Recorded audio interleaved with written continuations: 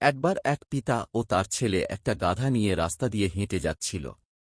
যেতে যেতে একদল লোকের সঙ্গে দেখা হয়ে গেল যারা রাস্তার পাশে বসে গল্প করছিল। তারা ওই পিতা পুত্রকে দেখে বলল, কি লোক রে বাবা, গাধা থাকতে থাকতে দুজনে হেঁটে হেঁটে যাচ্ছে। এই কথা শুনে পুত্র গাধার উপরে উঠে বসল।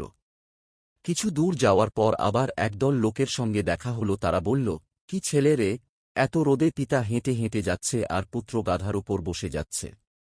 এই কথা শুনে তার পিতাও গাধার উপর চড়ে বসল। আবার কিছু দূর যাওয়ার পর আবার একজন লোকের সঙ্গে দেখা হল। লোকটি তো রীতিমতো রেগে গিয়ে বলল, আচ্ছা আপনারা কি লোক মশাই, এরকম একটা ছোট্ট গাধার উপর দুজন চড়ে বসেছেন। এই কথা শোনার পর পিতাপুত্র দুজনই গাধার উপর থেকে নেমে আবার চলতে শুরু করল। এইভাবে কিছু দূর যাওয়ার পর আবার একজন লোকের সঙ্গে দেখা হল। সে হাসতে হাসতে বলল, আপনারা পাগল নাকি, গাধা থাকতে থাকতে হেঁটে হেঁটে যাচ্ছেন। আমরাও জীবনে লোকের কথা শুনে আমাদের যে কাজটি প্রিয় সেই কাজ ছেড়ে লোকের পছন্দ মতো কাজ করতে থাকি। আসলে আমরা ভাবি আমাদের প্রিয় কাজটি করলে লোকেরা কি ভাববে, আর তার জন্যই আমরা ঠিকমতো ওই কাজটা করতেও পারি না। আসলে লোকের স্বভাবই হচ্ছে কথা শোনানোর। সে তুমি যে কাজই করো না কেন, তাই লোক কি ভাববে এটা না ভেবে তোমার যেটা পছন্দ সেটাই করো।